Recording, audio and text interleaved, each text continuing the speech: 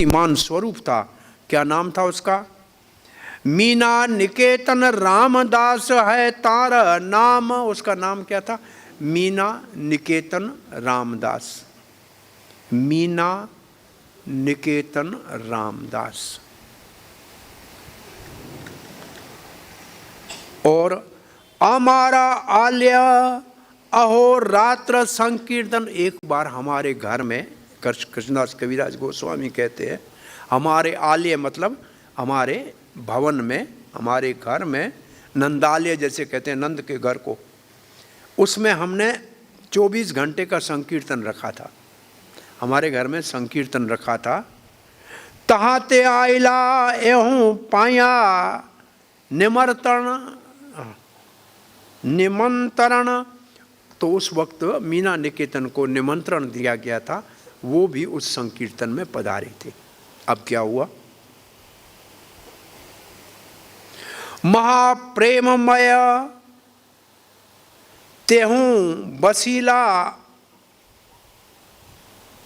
आंगने बड़े प्रेम में मगन थे और हमारे आंगन में आकर बैठ गए। सकल वैष्णव तार वंदिला चरणे।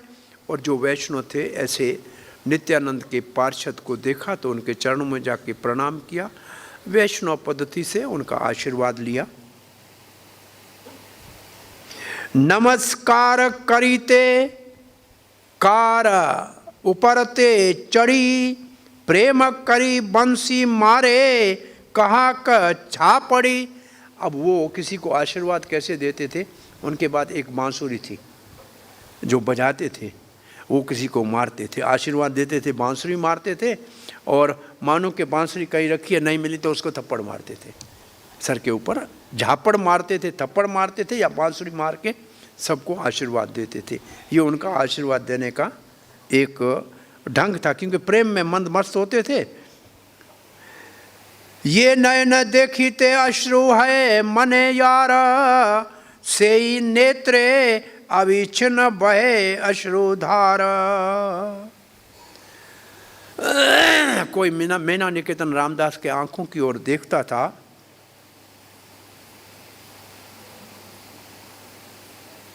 उसके अपने आंखों से भी अश्रुधाराएं बहने शुरू हो जाती थी। क्यों? क्योंकि मीना निकेतन के आंखों से निरंतर अश्रुधाराएं बहती रहती थी, क्योंकि आए थे संकीर्तन में। नयनम गलदश्रुधारया वदनम रुद्धया गिरा पुलिकर निचितम बपु कदा तव नाम ग्रहणे भविष्यति।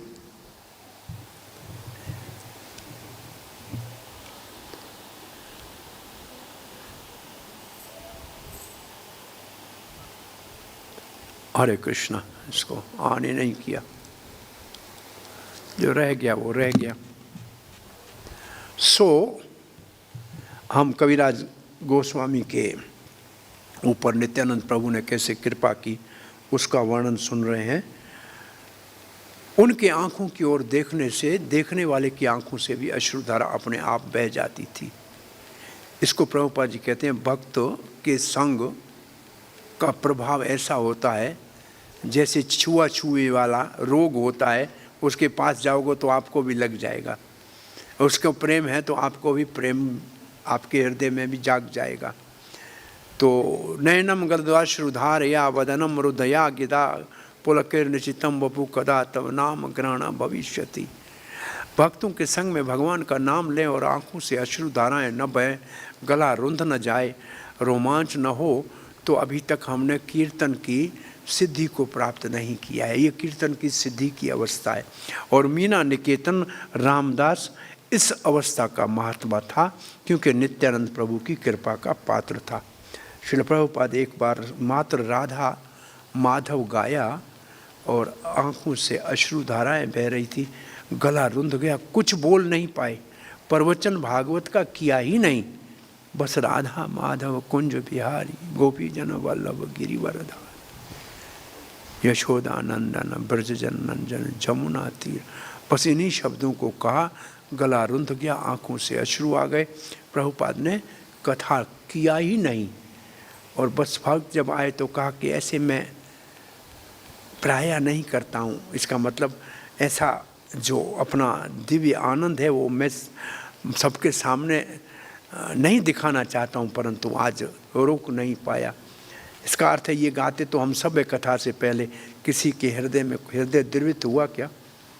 क्या राधा माधव का दर्शन हुआ? कुंजों में विहार करते हुए गोपीजन वल्लभ प्रिय को देखा, गोवर्धन धारण करते हुए उसका दर्शन हुआ, माँ यशोदा को उखल से बांधते हुए दिखा, ब्रजन का रंजन करते हुए 12 वनों के अंदर भ्रमण करते हुए गायों के पीछे ग्वाल वालों के संग दिखा? नहीं दिखता हमको। लेकिन ये तो वास्तव में कथा से पहले अपने हृदय को वृंदावन बनाने का ये भजन है। श्रील प्रभुपाद जी गीता प्रेस गोरखपुर के एक संपादक हनुमान प्रसाद पोदार के निमंत्रण पे गए हुए थे गोरखपुर, और वहाँ प्रभुपाद जी ने अपने कमरे से अपने भक्तों के मुख से एक श्लोक गाते हुए सुना। कृष्णाय वासुदेवाय हरिये परमात्मने प्रणत क्लेश नाशाय गोविंदाय नमो नमः, जो वहाँ प्राय लोग गाते थे। तो इसमें प्रणत क्लेश नाशाय भगवान श्री कृष्ण को तकलीफ देनी है कि हमारे दुख का नाश करो। भक्त ऐसा नहीं चाहता है कि भगवान हमारा दुख नाश करो। अरे दुखी तो भगवान को याद कराने वाला है। मैं भक्तों को कहता हूँ दर्द इतना होता है कि उठता हूँ तो कहना पड़ता है राधे, हे राधे, हे कृष्णा। ये तो दर्द अच्छा है, हर समय भगवान को याद दिलाता है। दर्द चला गया, दुख चला गया तो भगवान को भूल जाएंगे। कुंती महारानी ने कहा है कि ये संकट तो हमारे को श्री कृष्ण को निकट लाने के लिए सबसे ज़्यादा चुंबक का काम करते हैं, आकर्षक है। तो इनको रहने दीजिए, हमारे मित्र हैं। ये कष्ट ही तो हमारे मित्र हैं जो भगवान को हर समय सुमरण कराने में सहायता करते हैं। ये चले गए तो भगवान का सुमरण भी चला जाएगा। क्या बात कर रहे थे? हाँ,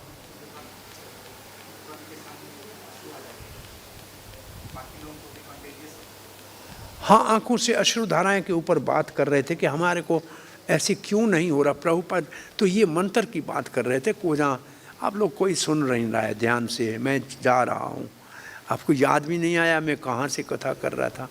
अरे गोरखपुर की बात कर रहा था। ये मंत्र जब प्रभुपाद ने गाते हुए सुना तो बोला आओ आपको एक नया भजन सिखाता हूँ, नया मंत्र याद कराता हूँ। पहली बार प्रभुपाद जी ने राधा माधव उनको सिखाया। ये पहली बार 71 की बात होगी, इससे पहले राधा माधव नहीं गाया जाता था इस कान में। प्रभुपाद ने राधा माधव सिखाया कि आपको ये भजन गाना चाहिए। प्रणत क्लेश नाशाय कहने का मतलब भगवान हमारे क्लेश नाश करे। ये भगवान को कष्ट क्यों देने का? भगवान को पता नहीं है? अरे आप तो ऐसा भजन गाओ जिसमें आपका हृदय वृंदावन हो जाए, और जब हृदय वृंदावन होता है तो उसको छोड़ के कृष्ण कहीं नहीं जाता है, तो भगवान आपके हृदय में बस जाएंगे।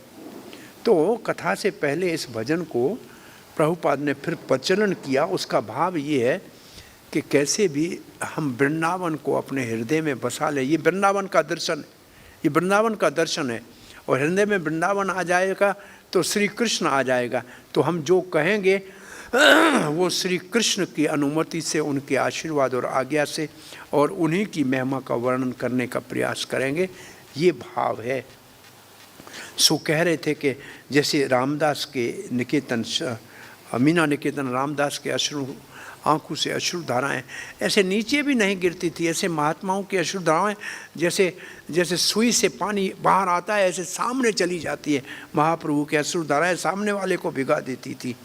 ये प्रेम के उन्माद की अश्रुधाराएं हैं, और ये ठंडी होती हैं। दुख वाला होता है ना, गर्म आंसू होता है, ये ठंडे आंसू होते हैं, सुख के आंसू होते हैं। और ऐसे आंसू अगर भगवान की कथा सुनते हुए या कीर्तन में बहें तो समझना कि हृदय का मैल धुल रहा है, अंदर स्वच्छ हो रहा है, चेतो दर्पण मार्जन हो रहा है। ऐसे विदुर जी कहते हैं कि जब मैंने उद्धव से के मुख से सुना कि श्री कृष्ण ने उनके सामने मैत्रेय जी को मुझे कथा बताने के लिए मेरा नाम लेके कहा कि आप विदुर को बताना, तो मेरे आंखों से अश्रु बही के श्री कृष्ण को मेरा नाम अंतिम समय याद था, और मेरे लिए इस कथा सुनाने के लिए व्यवस्था करके गए हैं। ये कृष्ण की करुणा कृपा देख के मेरा हृदय द्रवित हो गया। सो ये मैं मीना निकेतन रामदास के आंखों से अश्रु जो उसकी ओर देखे उनके आंखों के से भी आंसू बह जाते हैं। इसलिए कहते हैं ऐसे भक्तों का संग करना चाहिए जिनके मुख से हर समय हर हाल में भगवत नाम का सुमरण निकलता हो, उसके अतिरिक्त उसका कोई काम ना हो। आगे लिखा है, कभू कौन अंगे देखी पुलक कदम्ब। कब देखते हैं कौन से हाथ के ऊपर ऐसे पुलकावली हो गई है। एक अंगे जाड़िया तारा और अंगे कंप। कोई हाथ ऐसे कांपने लग जाता है, आंग कांपने लग जाते हैं, ऐसे वो प्रेम के इतने विभोर हो जाते हैं। यहाँ लिखा है एक हाथ तो स्तब्ध हो जाता है, दूसरा कांपने लग जाता है। ये प्रेम के लक्षण है, अष्ट सात्विक भाव है। नित्यानंद बलि यदि करे ना हुंकार। जब कहता था नित्यानंद नित्यानंद, ऐसे जब हुंकार करते थे, ता देखी लोकार है महा चमत्कार। सब लोग आश्चर्यचकित हो जाते थे। वो हुंकार से सबके हृदय में हृदय पिघल जाता था। अब कहते हैं एक व्यक्ति जो पुजारी था, गुणारणव मिश्र नामे एक विप्र आर्य। विप्र भी था, ब्राह्मण था, आर्य था। और श्री मूर्ति निकटे तेहू करे सेवा कार्य। वो पुजारी था, पूजा कर रहा था। और उसने आगने आश्य तेहू न कैला संभाषा। तहाँ देखी क्रुद्ध हैला बले रामदास। वो पूजा में लगा हुआ था, उसने मीना निकेतन रामदास को देखा ही नहीं। देखा प्रणाम करना तो दूर, आशीर्वाद लाना तो दूर, नमस्कार करना, आंख उठा के देखा भी नहीं। इससे मीना निकेतन रामदास क्रोधित हो गए। और क्या कह रहे हैं वो सुनना। इस कथा को मैं आगे कहूँ उससे पहले तीसरे स्कंद श्रीमद् भागवत में भगवान कपिल देव अपनी माता को कहते हैं, कोई भगवान के विग्रह की पूजा करता हो और कोई वैष्णव साधु आ जाए तो उस पूजा को रोक कर उस वैष्णव साधु का सत्कार करना भगवान को अधिक प्रिय है। क्योंकि उसके हृदय में तो साक्षात भगवान है ना जो आया हुआ है। तो उसका अगर आदर न करे, बस पूजा में लगा रहे, तो कनिष्ठ अधिकारी कहलाता है। कनिष्ठ अधिकारी का लक्षण है केवल पुजारी में प्रसन्न होता है। वैष्णव के प्रति उसका आदान प्रदान करने का कोई शिक्षा नहीं है, वैष्णव का आदर भी नहीं करता है, तो कनिष्ठ अधिकारी। और ये अपराध माना जाता है वैष्णव के आने के ऊपर। तो यहाँ लिखा है, एता द्वितीय सूत रोमहर्षण। ये तो रोमहर्षण दूसरा है, आसन के ऊपर बैठा है। बलदेव देखी ये ना कैला प्रत्य उद्गमन। अरे बलराम जी आए थे, सारे इस कथा सुनने वाले, उससे बड़े बड़े ऋषि मुनि ब्राह्मण वो उठ के प्रणाम किया था। ये सूता है, ब्राह्मण भी नहीं है, ये अनुलोम जाति का है। ब्राह्मण किसी क्षत्रिय ने ब्राह्मणी से विवाह किया या ब्राह्मण ने क्षत्रिय स्त्री से विवाह किया, उससे ये सूत उत्पन्न होता है। और ये आसन से उठा ही नहीं। और तब बलराम जी ने उसका तो तिनके से शरीर ही समाप्त कर दिया था। ये दूसरा रोमहर्षण है, पूजा में इतना लगा हुआ है कि अब इसको कीर्तन में नित्यानंद का नाम सुन के ये आनंदित नहीं हो रहा है, साधु का सम्मान नहीं कर रहा है। ये बात लिखी है। और आगे लिखा है, एत बलि नाचे गाए करे संतोष। बस बोल दिया, उसके बाद याद नहीं किया। और फिर नाच गाने कीर्तन में लग गया, नृत्य करने लग गया। कृष्ण कार्य करे विप्र ना करीला रोष। वो भी अपने कृष्ण की सेवा में लगा हुआ था, उसने भी कोई क्रोध नहीं किया, वो अपनी जगह पे लगा रहा। इसके बाद क्या हुआ, श्रील प्रभुपाद लिखते हैं, मीना निकेतन रामदास नित्यानंद का बहुत महान भक्त है, और कृष्णदास कबीरदास जी के घर में गुणान मिश्रा जो पुजारी था, जो विग्रह की पूजा कर रहा था, उसने अच्छी तरह से उनका सत्कार नहीं किया। ऐसे रोमहर्षण ने किया था बलराम जी के आने के ऊपर, वो बात लिखते हैं। इसका कारण क्या है? कारण ये है, गुणानंद चेतना महाप्रभु से तो प्रेम करता था, परंतु नित्यानंद को महान नहीं मानता था। ये सारे अध्याय का उद्देश्य ये है, गौर निताय एक है, दो नहीं है, मात्र दो काया है, परंतु वो एक ही है। इसलिए एक बार एक ब्राह्मण नवद्वीप मायापुर से चल के जगन्नाथपुरी आए। चैतन्य महाप्रभु कहा, हम तो आपको साक्षात श्री कृष्ण नंद नंदन मानते हैं, परंतु ये नित्यानंद संन्यास लिया हुआ है, पान चबाता है, रेशमी कपड़े पहनता है, सुगंधित तेल लगाता है, इसके प्रति हमारे को श्रद्धा नहीं हो रही। तो चैतन्य महाप्रभु ने कहा, विप्रवर, अगर नित्यानंद दारू की बोतल हाथ में लेके मदरा की किसी वेश्या का आलिंगन करते हुए दिखे तो भी मेरे लिए पूजनीय है। कभी भी महाभागवतों को बाहर की दृष्टि देखने का मूर्खता नहीं करना, नहीं तो ब्रह्मा जी के ऊपर जैसे मरीचि के पुत्र हंसे थे और असुर योनि में जाना पड़ा था, ऐसे बहुत बड़ा पतन होता है। ये चैतन्य महाप्रभु ने कथा बताई थी उस ब्राह्मण को। यहाँ भी ये समस्या है, चैतन्य महाप्रभु से तो बहुत स्नेह करते हैं, परंतु नित्यानंद के प्रति श्रद्धा नहीं है। और ये हम सबको ध्यान से देखना चाहिए। प्राय हम राधा कृष्ण की उपासना में तो लग जाते हैं, परंतु चैतन्य महाप्रभु के प्रति उतना आदर भाव अगर नहीं है तो निश्चित रूप से भगवान श्री कृष्ण वही तो राधा कृष्ण का युगल स्वरूप है चैतन्य महाप्रभु। उसके प्रति करुणा, उनकी करुणा की प्राप्ति करने के लिए उनके प्रति जब तक श्रद्धा का भाव नहीं होगा, पूजा और मान का सम्मान का भाव नहीं होगा, उनकी कृपा नहीं प्राप्त होगी, तो हमारे सत्संग में सफलता, हमारी भक्ति में प्रांगता संभव नहीं है। ये नहीं हो रहा है भाई, नेट काम नहीं कर रही। मैं समझता हूँ आपसे ले लूँगा। हरे कृष्णा। तो मेरे को ये कुछ श्लोक पढ़ने हैं, ये पढ़ लेता हूँ। और कृष्णदास कविराज गोस्वामी कृष्ण लीला में कस्तूरी मंजरी, उसको कस्तूरी मंजरी भी कहा गया है, और एक और नाम से मंजरी, दोनों में से एक नाम जो भी आपको याद रहे।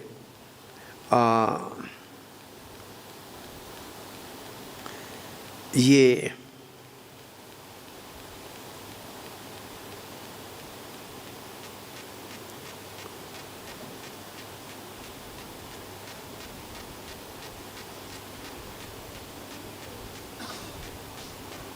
हरे कृष्णा कृष्णा कृष्णा हरे हरे, हरे राम राम राम हरे।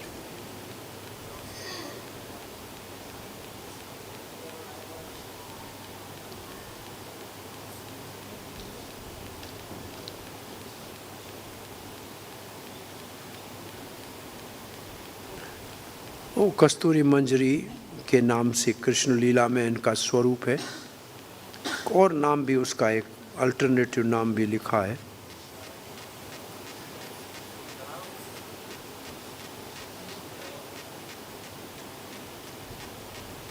आगे देखते हैं कहाँ आता है, पूरा पढ़ने का समय अपने पास है नहीं।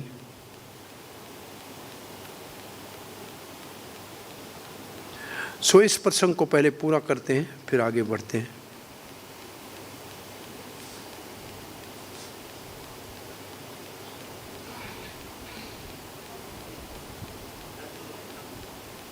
मिला क्या?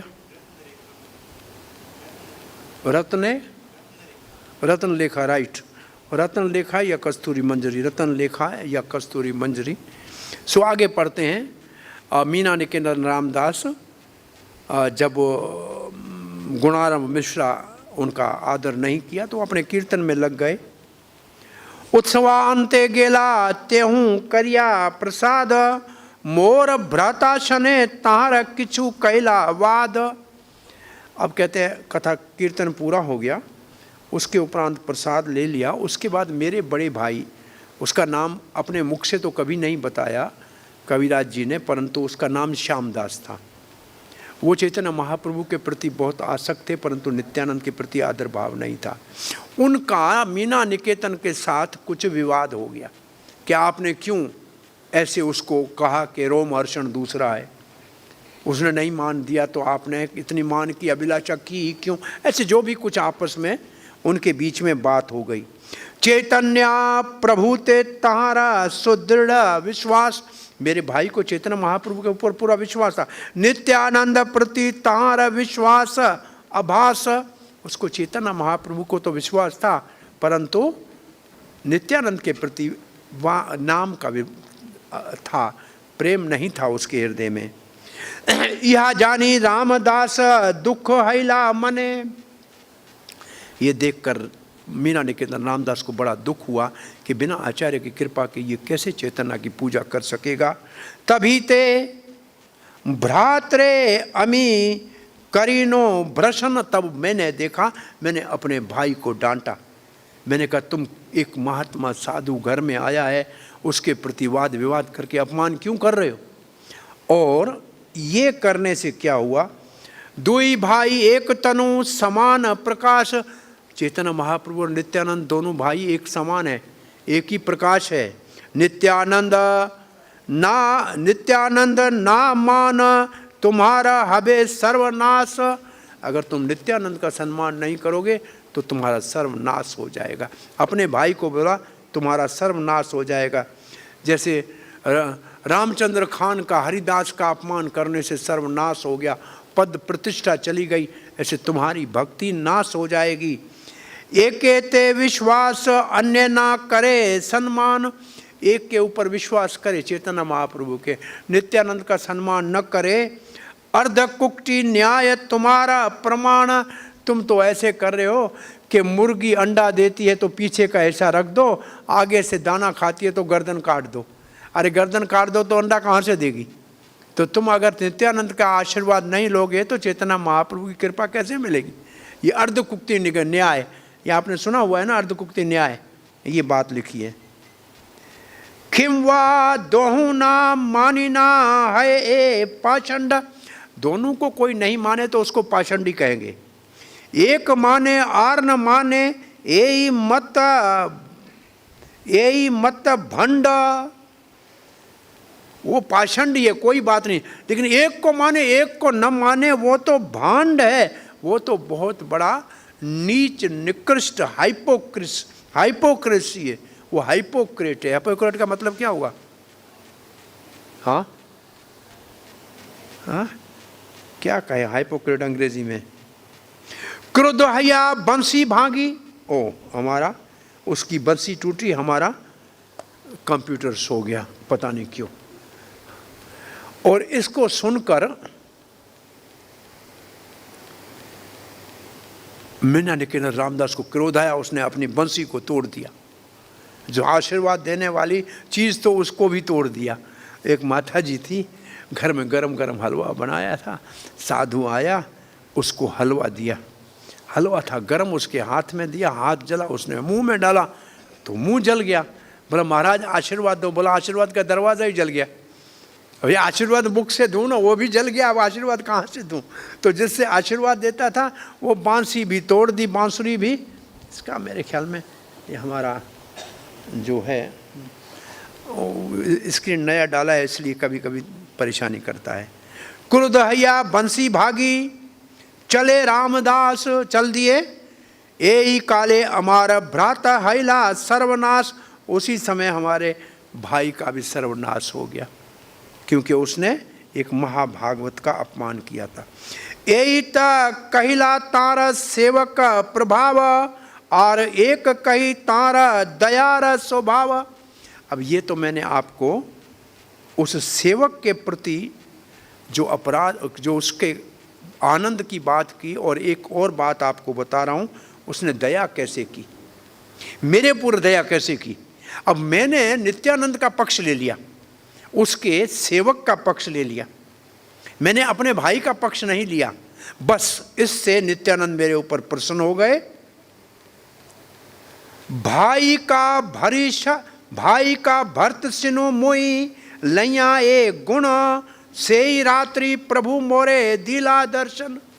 नित्यानंद ने देखा कि अपने भाई का इसने विरोध करके मेरे भक्त का साथ दिया है, इसलिए रात को नित्यानंद प्रभु ने मुझे सोपन में दर्शन दिया। कहता है मुझे दर्शन दे के क्या कहा, नाई हटी नाई कैटे झम्बटपुर नाम ग्राम। ये लिखा है मेरा घर कहाँ था, झम्बटपुर में नाई हट्टी के पास था। तहाँ स्वप्ने देखी दिला नित्यानंद राम। तब मेरे को नित्यानंद राम का दर्शन हुआ। और क्या कहा उन्होंने, दंडवत हैया अमी पढ़िनो पाइते। मैं उनके चरणों में दंडवत करके पड़ गया। निज पद पद्म प्रभु दिला मोरा माथे। महाचेत नित्यानंद प्रभु ने अपने चरण कमल को मेरे सर के ऊपर धरा दिया और कहा, उठ उठ बली मोर बले। बार बार उठो उठो, बार बार मुझे कहा। उठी तहारा रूप देखी हयूं चमत्कार। मैंने उठा और मैंने उनके रूप का दर्शन किया और मेरे हृदय में प्रकाश हो गया, चमत्कार हो गया। श्याम चिकन कांति, श्याम चिकन कांति। प्रकांड शरीर, बड़ा शरीर था, सुंदर उनका कांति थी, चमक रहे थे। साक्षात कंद्रप यही छे महा मल आ वीर। साक्षात कामदेव हो और बहुत बड़ा एक बलिष्ठ शरीर था। स्वललित हस्त, बहुत कोमल हस्ते। पाद कमल नयन, सारे कमल थे। पट वस्त्र श्रे, पट वस्त्र परिधान। सर के ऊपर भी पगड़ी थी और पट वस्त्र पहना हुआ था। वैसे नीलांबर, नीले कपड़े पहनते हैं। स्वर्ण कुंडल करने, कान में स्वर्ण कुंडल थे। स्वर्ण आंगद वाला, और अपने यहाँ भुजाओं में स्वर्ण बाजूबंद थे। पाइते, ये घूम रहा है। नूपुर बाजे, पाँव में नूपुर बाज रहा था। कंठे पुष्प माला, कंठ में पुष्प माला थी। भगवान के स्वरूप का वर्णन हो रहा है। चंदन लेपित अंगे, तिलक का सुहान, सुंदर तिलक था, अंगों में चंदन लगा हुआ था। मत गज जनी मद मनहार पायन। चल रहे थे जैसे मत वाला हाथी चल रहा है, ऐसे नित्यानंद प्रभु चल रहे थे। कोटि चंद्र जिन्हें मुख उज्ज्वल, कोटि चंद्र सुशील सुतल, वैसे उनका वर्णन था, ऐसे चमक रहे थे। दारिम्ब बीज सम दंत तांबूल चर्वण, जैसे अनार के दाने होते हैं ऐसे उनके दंतों की पंक्ति थी, उसमें वो तांबूल, उसको पान दिया था, उसका वो चर्वण कर रहे थे, उसको चबा रहे थे। क्या दर्शन कर रहे हैं देखो। प्रेम मत अंग दाई वाम डोले, कृष्ण कृष्ण बलिया गंभीर बोल बोले। और उस समय कृष्ण कृष्ण करके गंभीर भाषा में उन्होंने मुझे कहा। वैसे घूम रहे थे, झूम रहे थे, आनंद में थे, कृष्ण कृष्ण कह रहे थे और कहा, रंगा यष्टि हस्ते डोले ये न मत सिम, चारी पाशे वेड़ी आचे चरणे ते भृंग। एक लाल लकड़ी उनके हाथ में ऐसे हिल रही थी और मद मस्त शेर की तरह वो जो है दिख रहे थे कि पागल हो रहे हैं। उनके चरणों के चारों ओर बहुत सारे भंवरे मंडला रहे थे। पारिषद गणे देखी सब गोप वेशे, उनके चारों ओर गोप वेश थे में पहने हुए, उनके पार्षद थे। कृष्ण कृष्ण कहे सब प्रेम आवेशे, सब प्रेम के आवेश में कृष्ण कृष्ण कह रहे थे। अरे ऐसा स्वप्न देखा है आपने कभी? हाँ, ऐसा स्वप्न कभी देखा है? नहीं देखा है तो कंप्यूटर बंद हो गया। इस स्वप्न देखने का कितना बड़ा सुंदर वर्णन है नित्यानंद को देखने का। देखिए, सिंह बंसी, हाथ में गाय का सिंह है, बंसी है, बजाए के, कभी वो बजाता है कभी वो बजाता है, के नाचे के गाय, कोई नाचता है कोई गाता है, सेवक योगाए तांबुल चामर डुलाए, कोई सेवक तांबुल ला रहा है कोई चंवर डुला रहा है। और तब कृष्णदास कविराज देख रहे हैं ये सब। नित्यानंद स्वरूपेर देखिया वैभव, कीवा रूप गुण लीला अलौकिक सब।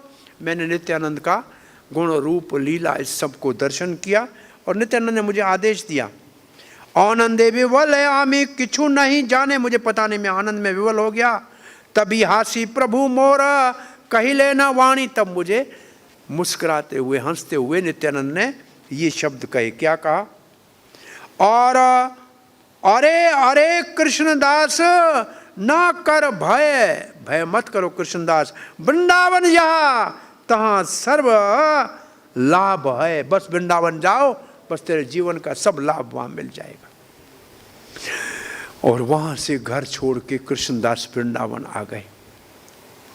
अब हम ये पता नहीं कि कृष्णदास ब्राह्मण थे, क्षत्रिय थे, का वैश्य थे।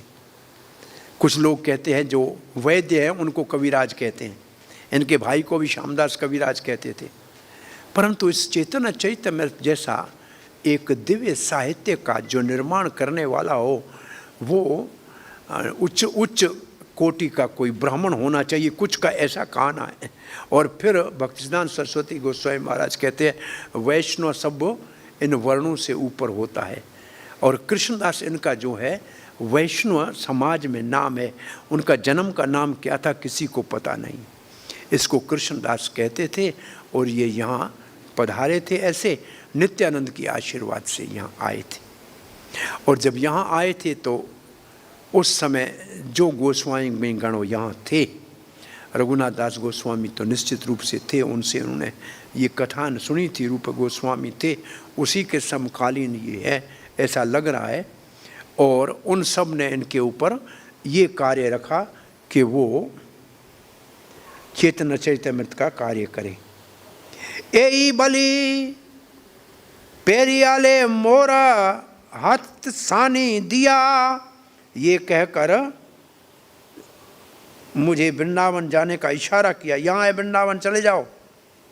अंतर्ध्यान कैला प्रभु निज गण लैया, अब वो सारा सोपन मेरा भगवान नित्यानंद और उनके पार्षद हमारी नज़र से दूर हो गए।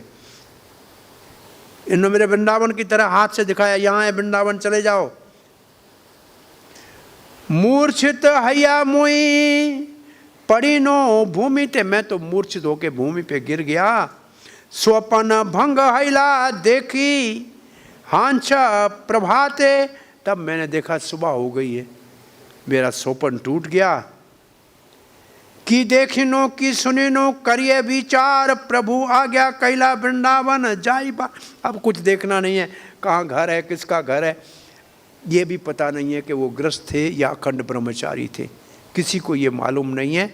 और जब यहाँ आए तो कभी अपने पूर्व जन्म की कथा नहीं करते थे कि मैं पहले कौन था।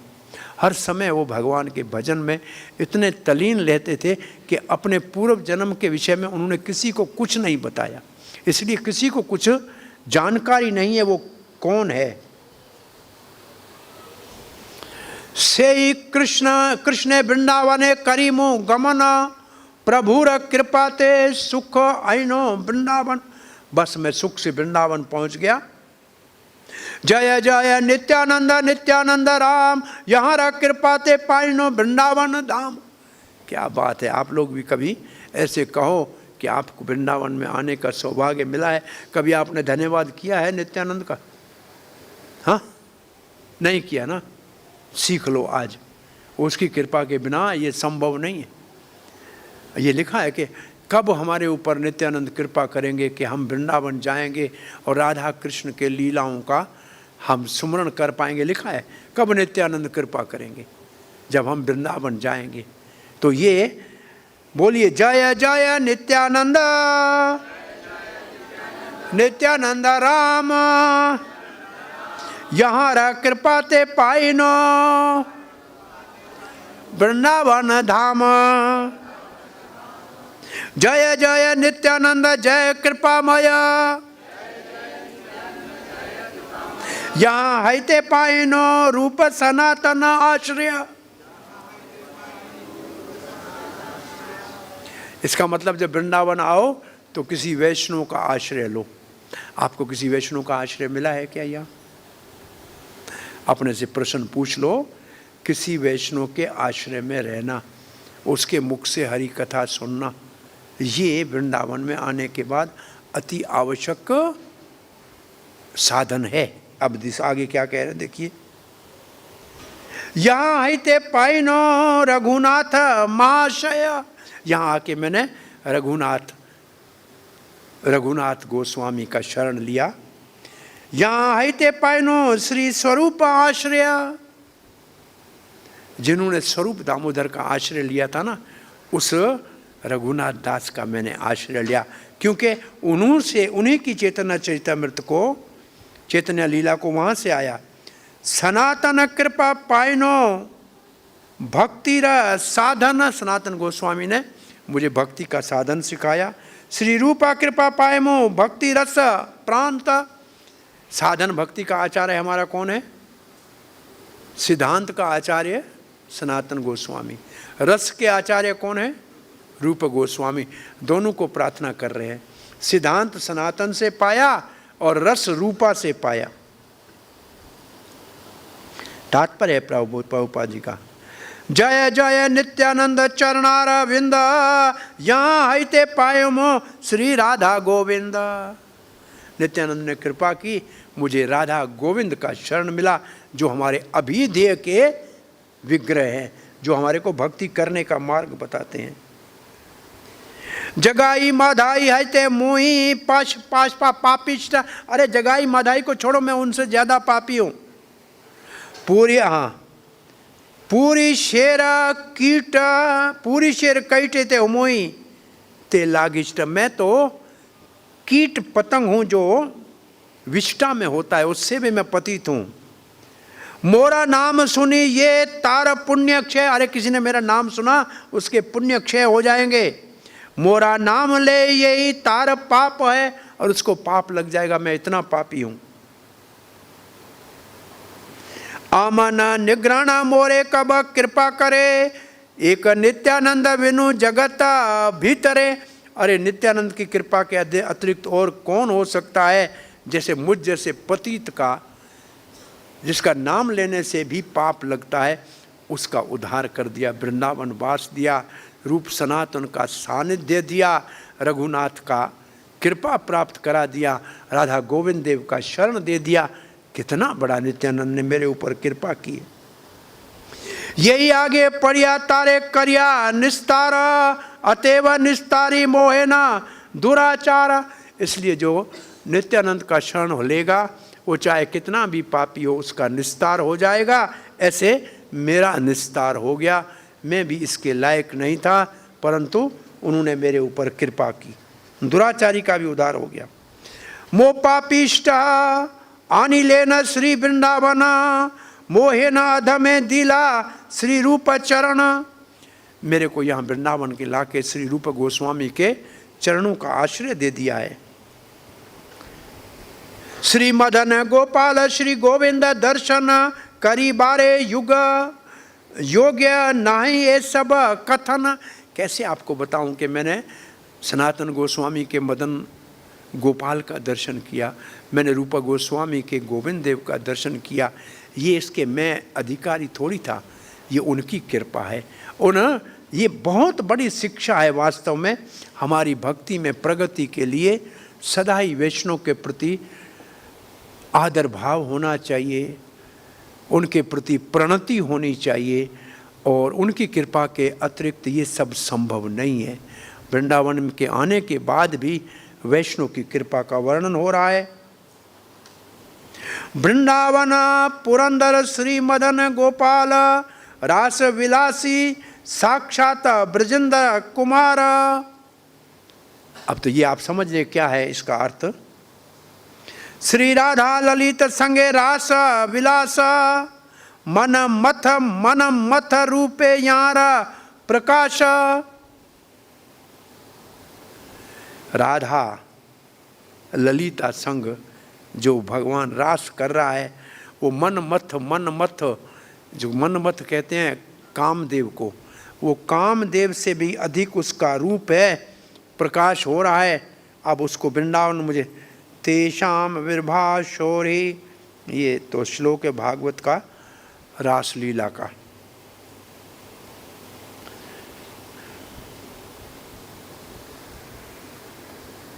हरे कृष्णा कृष्णा कृष्णा हरे हरे, हरे राम राम राम हरे हरे। मोहधम दिला श्री गोविंद दर्शन, कही बार कथा नाही अकहे कथन। गोविंद देव का दर्शन हो गया। वृंदावने युगपीठ कल्पतरो वने, रतन मंडप तहा रतन सिंहासने, श्री गोविंद बसियाचे न ब्रजेंद्र नंदन, माधुर्य प्रकाश करे न जगत मोहन। क्या लिखा है ये देखा जाए। ये हम देख रहे हैं लेकिन हम इसको सार्थक नहीं कर रहे हैं, इसको अंदर में नहीं उतार रहे हैं। रोज देख रहे हैं लेकिन ये भाव देखो। वाम प्रवेश्वरी राधिका सखी गण संगे, वाम भाग में राधा गणी खड़ी है अपनी सखियों के साथ। रसाधिक लीला प्रभु करे कत रंगे, उनके साथ जो गोपी गण उनके संग लीला कर रहे। यार ध्यान लिच लोगे करे, पद्मासन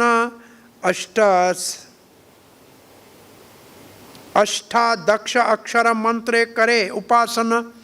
18 अक्षर का मंत्र कौन सा है? गोपाल मंत्र है। ये जो गोपाल मंत्र है 18 अक्षर का मंत्र है। जो ब्राह्मण दीक्षित है इसका उच्चारण करते हैं रोज। कृष्णाय गोविंदाय, उसके बाद कुछ और शब्द हैं, इसका सब सुमरण कर रहे हैं। इसको कहते हैं गोपाल मंत्र का उच्चारण।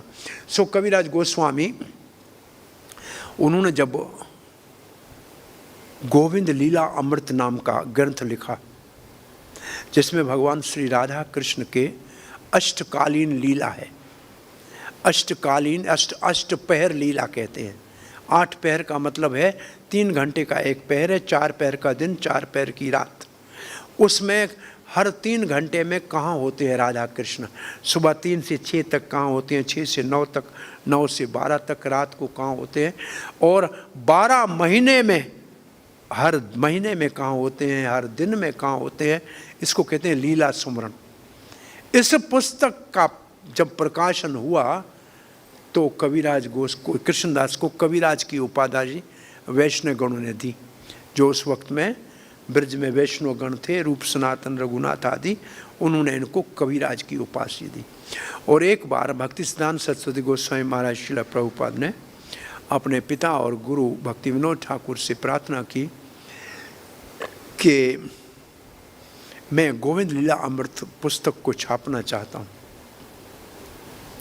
भक्ति विनोद ठाकुर ने कहा थोड़ा रुको, फिर मैं आपको बताऊंगा। फिर कुछ समय के बाद पूछा, मेरी इच्छा है पुस्तक छापूं। बोला 1 कॉपी छापो अपने लिए, क्योंकि और कोई इसको पढ़ के समझने का अधिकारी नहीं है। इसका अर्थ ये ऐसा पुस्तक है। और आज से कोई 25 साल पहले वृंदावन में जब मैं आया, 92 की बात होगी। कितना साल हो गया? 25 से ऊपर ही हो गया ना? हाँ, 32। तब श्रीपाद आइंद्रा प्रभु ने मुझे फोटो कॉपी की हुई गोविंद लीला अमृत का पुस्तक दिया था, लेकिन उसको समझा और पढ़ा अभी तक मैंने नहीं। कहीं होगा। इसको कहते हैं लीला सुमरण। हम नाम सुमरण करते हैं, ये लीला सुमरण है। और ये कविराज गोस्वामी का ग्रंथ का जब प्रकाशन हुआ और सब गौड़ीय वैष्णव ने जब इसको देखा तो उनको कविराज की उपाधि दी।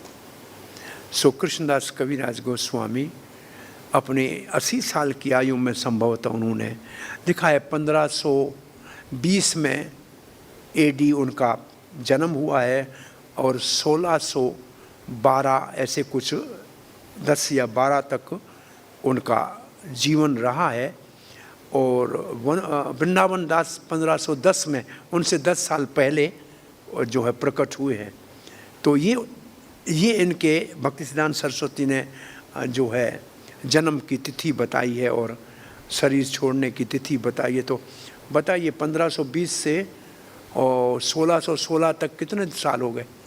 मात्र 4 साल कम, 96 साल। तो 95-96 साल तक रहे ऐसे लग रहा है इन जो है तिथियों को देखकर ऐसे लग रहा है। तो 80 साल में उन्होंने कविराज गोस्वामी ने चैतन्य चरितमृत के लिखने का कार्य शुरू किया था और उसको प्रकाशन करके इतना बड़ा उपकार किया है वैष्णव जगत के ऊपर के। हमने आपको बताया, भक्ति विनोद ठाकुर कहते हैं कि ये एक पुस्तक भी हमारे पास है तो भगवत प्राप्ति सबके लिए सरल और संभव है। सो उनके वर्ण का भी किसी को पता नहीं है क्योंकि वो वैष्णव है, इसलिए सब वर्णों से ऊपर है। उनका जीवन ग्रस्त था कि ब्रह्मचारी था, ये भी किसी को पता नहीं है। कोई कहते हैं अखंड ब्रह्मचारी है, कोई कहते हैं। इतना निश्चित है कि वो जब वृंदावन में आए तो 3रे या 4थे आश्रम थे, ऐसा लिखा है। इसका मतलब वानप्रस्थ और संन्यास के ही अवस्था में यहाँ आए थे, उससे पहले नहीं आए थे। ऐसे हम तो कृष्णदास कविराज का विषय में तो पढ़ ही रहे हैं। एक प्रभुपाद जी के शिष्य, वो भी ऐसे किसी वणिक परिवार से रहे होंगे, जिसको 45-50 साल के बाद, इसका मतलब 3रे चरण में वृंदावन में आए थे, प्रभुपाद के दीक्षा लिया था। और वो भी कभी अपने पूर्व जन्म के विषय में कभी नहीं बताते थे। और भगवान श्री राधा श्याम सुंदर के रसोई में सेवा करने के लिए रात को 2:30 बजे जाते थे और रात को 10 बजे वापस आते थे और वहीं सारा दिन अपने बंगाली भाषा में भगवान के भजनों को, लीला को, गुण को गाते रहते थे। विभू चैतन्य उसका नाम था। और एक बार उसको एक प्रभुपाद के उस वक्त में सचिव था, उसने कहा आपकी माला झोली कहाँ है, जप कैसे करते हो? तो उन्होंने कुछ नहीं कहा। उसने जाके प्रभुपाद को कहा ये विभू चैतन्य की माला झोली नहीं, जप नहीं करते। प्रभुपाद कहते मैं 18 घंटे इसके मुख से नाम सुन रहा हूँ, किचन से आवाज़ आ रही है, ये तो कृष्ण के गुणगान कर रहा है। इसके जप क्या? ये 18 घंटे सेवा के साथ जप कर रहा है। आपके पास माला गले में है, जप करते हो क्या? प्रभुपाद ने ऐसे उनसे पूछा। और उनके वो सेवा वाले तो हमने दिन नहीं देखे, लेकिन जब वृद्ध अवस्था में थे झुक के चलते थे और रोज़ सुबह 4:15 पे प्रभुपाद की समाधि आरती पे खड़े होते थे आगे। और उसका मुख्य काम होता था चरणामृत वितरण करना। उसको चरणामृत दादू कहते थे। और जब कोई थोड़ा वरिष्ठ व्यक्ति चरणामृत ले, उनके पहले हाथ को पकड़ते थे नीचे से, फिर एक छोटा गिलास उनके पास था, उसमें चरणामृत कहते थे हाथ हिलता है तो सीधा ले लो। छोटा गिलास साथ में रखा था। और उनका जब शरीर छूटने वाला था, मैंने देखा बड़े बड़े सन्यासी बाहर जाने का सब प्रोग्राम अपना छोड़ के, और आइंद्र प्रभु 8 घंटे, बोला बहुत समय के बाद मैंने 8 घंटे कंटिन्यूस हरिनाम कीर्तन किया है, जो पहले मैं करता था भूल गया। और उसके शरीर छोड़ने के ऊपर यहाँ जहाँ सब सन्यासियों की समाधि है, वो सन्यासी नहीं था, वो तो ब्रह्मचारी की तरह वानप्रस्थ ही रहा था। उसकी यहाँ समाधि बनाई, किसी ने उसके ऊपर जो है ये उंगली नहीं उठाई कि इसकी समाधि क्यों बन रही है या इसकी समाधि यहाँ है। और वो आधी उम्र में आए थे। उसने वो कभी इस 4 दीवारों से बाहर कुछ वृंदावन में देखने नहीं है। बोला यहाँ प्रभुपाद ने कहा सब कुछ मिलेगा, कहीं बाहर भटकने की ज़रूरत नहीं है इधर उधर। बस सारी उम्र यहाँ रहा, इस 4 दीवारी से बाहर कहीं नहीं गया।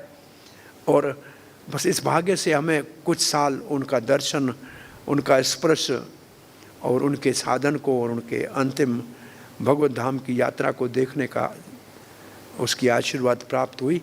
तो उसको देख के मैं देख रहा हूँ कविराज गोस्वामी ऐसी उम्र में यहाँ आए थे जो अपने पूर्व जन्म के विषय में कुछ बताने के लिए आवश्यक नहीं समझते थे। नित्यानंद के साक्षात आदेश से यहाँ आए और हमारे गोस्वामी के संग में रह के और उन्हीं के आशीर्वाद और कृपा से और मदन मोहन के प्रेरणा से रघुनाथ दास गोस्वामी के प्रवचनों को लिपिबद्ध करके जो चैतन्य चैतन्य जैसे एक महान चैतन्य लीला का इस पुस्तक को प्रकट करके जो हमारे लिए उन्होंने कार्य किया है, वो अपने सुमरण कहते हैं, मेरे नाम का सुमरण भी मत करना, ऐसा कहते हैं। इसलिए विशेष रूप से उसके विषय में ज़्यादा जानकारी नहीं है। इन शब्दों के साथ कृष्णदास कविराज गोस्वामी के चरणों में प्रणाम करते हुए आज विभू चैतन्य प्रभु की कभी स्मृति आ गई है, उनके चरणों में भी प्रणाम करते हैं। बहुत सरल भक्त थे लेकिन भगवान को बहुत प्रिय थे। न दिखावा था, न पद थी, न प्रतिष्ठा थी, परंतु अपनी सेवा में इतने संलग्न होते थे, स्वाय नाम सुमरण के और सेवा के कुछ उनको दिखता नहीं था। वृंदावन में आए तो ऐसा जीवन बिताए तो फिर निश्चित रूप से स्वयं तो कृष्ण प्रेम पाएगा, लेकिन उनका सुमरण करने वालों को भी कृष्ण भक्ति अवश्य मिलेगी। इन शब्दों के साथ कविराज गोस्वामी के चरणों में प्रणाम करके हरे कृष्ण। हो सकता है कुछ और भी हो, लेकिन मेरे को इतना ही दिखाई दिया और इसी एक अध्याय में कुछ वर्णन इसका है और कहीं नहीं। किसी और के विषय कोई और कुछ जानता हो कविराज गोस्वामी के विषय में और शेयर करना चाहता हो तो सबके उपलब्धि के लिए बोल सकते हैं।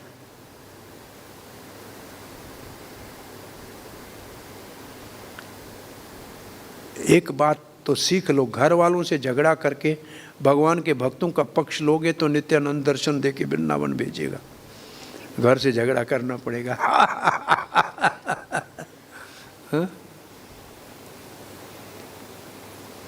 प्रभुपाद भी अपने परिवार से रूठ के, पत्नी से रूठ के, परिवार को छोड़ के वृंदावन में आए थे।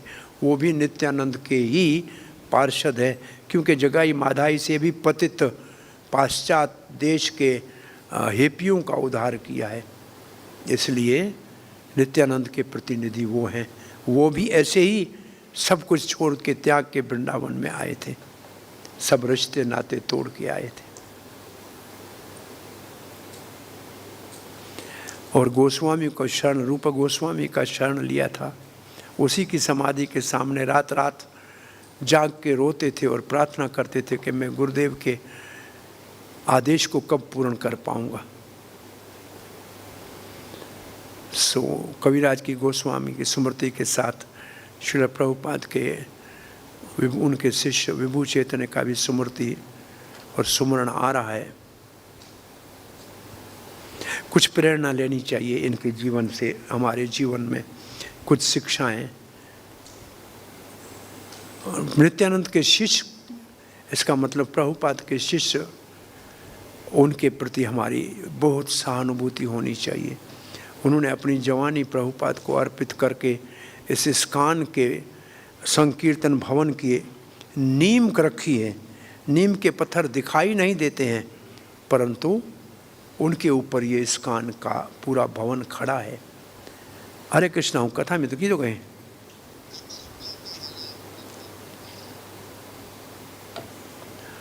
सो ये हमारे लिए अच्छा रहेगा कि किसी का आश्रय लें और ब्रज में प्राय भजन के ऊपर ज़्यादा ध्यान दें। तो हमारा ये आचार्य आज भी जीवित है, कहीं गए नहीं है। प्रभुपाद अपनी समाधि में आज भी है। और दादा जो है पिता से ज़्यादा स्नेह करता है, इसलिए प्रभुपाद की कृपा सबके लिए आज भी उपलब्ध है। जो प्रभुपाद ने शिक्षा दी और आज्ञा दी है, उनके शास्त्रों का अच्छी तरह से पठन पाठन करें और उनकी इच्छा के अनुसार प्रचार के कार्य में लग के संकीर्तन यज्ञ में अपने जीवन को समर्पित करें, तो निश्चित रूप से इस जीवन में हम कृष्ण प्रेम की प्राप्ति कर सकें और अपने इस मानव जन्म को धन्य कर सकें। हरे कृष्ण।